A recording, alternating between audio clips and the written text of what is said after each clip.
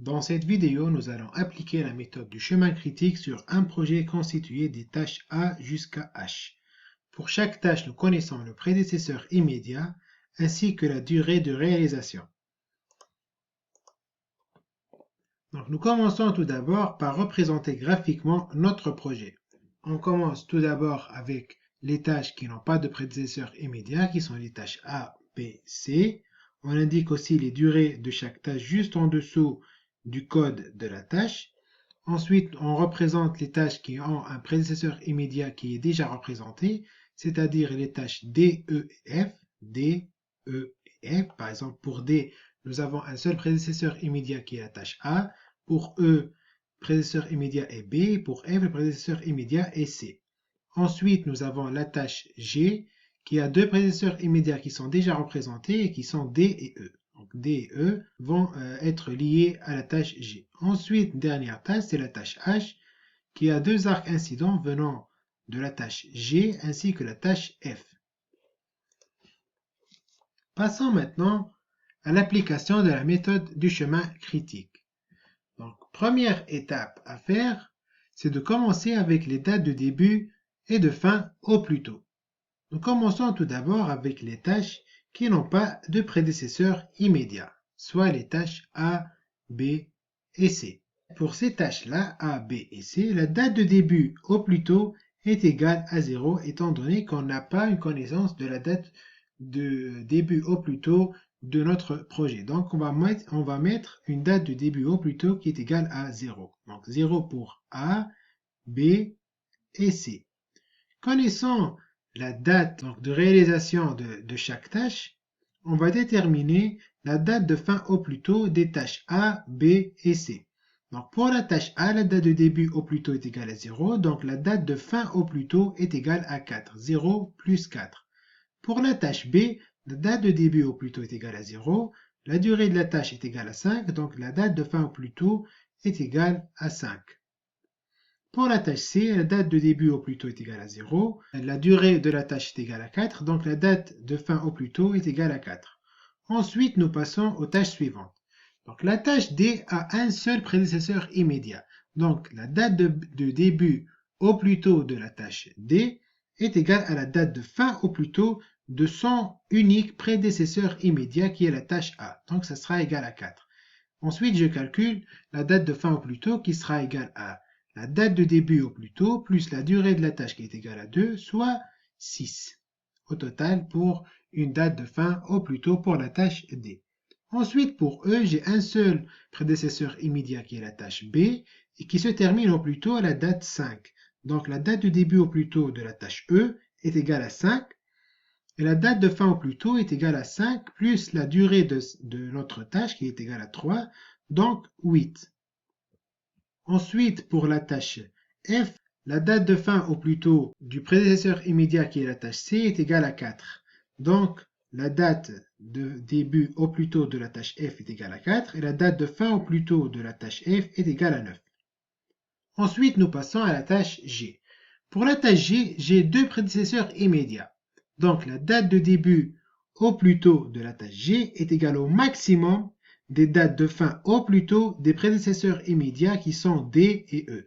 Donc pour D, j'ai une date de fin au plus tôt qui est égale à 6 et pour E, j'ai une date de fin au plus tôt qui est égale à 8. Le maximum entre 6 et 8 sera égal à 8 et constitue la date de début au plus tôt de la tâche G. Ensuite, je calcule la date de fin au plus tôt en se basant sur la durée de la tâche G qui est égale à 6 et donc ça me donne une date de fin au plus tôt qui est égale à 14. Dernière tâche maintenant, la tâche H. Pour la date de début au plus tôt de la tâche H, je vais considérer le maximum des dates de fin au plus tôt des prédécesseurs immédiats qui sont F et G. Donc j'ai le maximum à prendre entre 14 et 9 et ça sera égal à 14. Donc la date de début au plus tôt de la tâche H est égale à 14 et la date de fin au plus tôt de la tâche H est égale à 16. Ainsi, j'ai rempli les dates de début et de fin au plus tôt pour toutes les tâches de mon projet.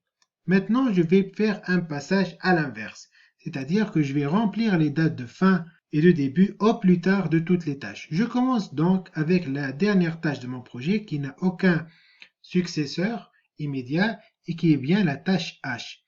La date de fin au plus tard de la tâche H, étant donné que c'est la dernière tâche de mon projet, sera égale à la date de fin au plus tôt de cette tâche qui est égale à 16, étant donné que nous ne connaissons pas la date de fin au plus tard du projet. Donc on va mettre 16. Ensuite, je calcule la date de début au plus tard de la tâche H. Donc ça sera égal à la date de fin au plus tard, moins la durée de la tâche. Donc 16 moins 2, ça me donne 14 comme date de début au plus tard de la tâche H. Ensuite, je passe aux prédécesseurs de cette tâche qui sont G et F. Commençons avec G. Pour G, j'aurai une date de fin au plus tard qui est égale à la date de début au plus tard de la tâche H, donc 14. Ensuite, je calcule la date de début au plus tard de la tâche G qui est égale à 14 moins 6, soit 8. Ensuite, pour F, la date de fin au plus tard est égale à 14, étant donné que c'est la date de début au plus tard de la tâche H, et la date de début au plus tard sera égale à 14 moins 5, soit 9. Ensuite, je passe à la tâche E. La date de fin au plus tard de la tâche E est égale à la date de début au plus tard de la tâche G, donc 8. La date de début au plus tard de la tâche E est égale à 5, étant donné que 8 moins 3, ça me donne 5. Et pour la tâche D, la date de fin au plus tard sera égale à la date du début au plus tard de la tâche G, soit 8, et la date de début au plus tard sera égale à 6. Maintenant pour la tâche A, la date de fin au plus tard sera égale à la date de début au plus tard de la tâche qui la succède directement, donc ça sera égal à 6, et la date de début au plus tard de la tâche A sera égale à 6 moins 4, soit 2. Pour B, la date de fin au plus tard est égale à 5, et la date de début au plus tard sera égale à 0. Pour la tâche C, la date de fin au plus tard est égale à 9, et la date de début au plus tard est égale à 9 moins 4, soit 5. Suite à la détermination des dates de début et de fin au plus tard, je peux déterminer maintenant les marches de chaque tâche. Pour la tâche A, la marche est égale à 6 moins 4 ou à 2 moins 0, ça me donne donc 2. Pour la tâche B, ça sera égal à 5 moins 5 ou à 0 moins 0, donc ça me donne 0. Pour la tâche C, ça sera égal à 9 moins 4, soit 5. Pour la tâche F, ça sera égal à 14 moins 9, soit 5. Pour la tâche E, ça sera égal à 8 moins 8, soit 0.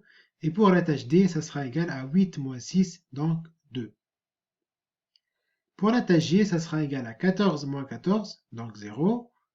Et pour la tâche F, ça sera égal à 16 moins 16 ou à 14 moins 14, et ça me donne une marge totale qui est égale à 0.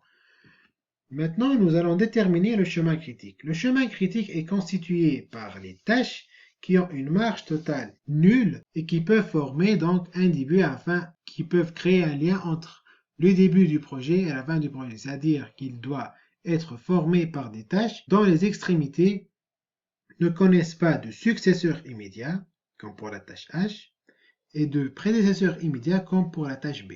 Donc ici, j'ai un chemin critique qui est constitué par B, E, G et H. C'est l'unique chemin critique de notre projet.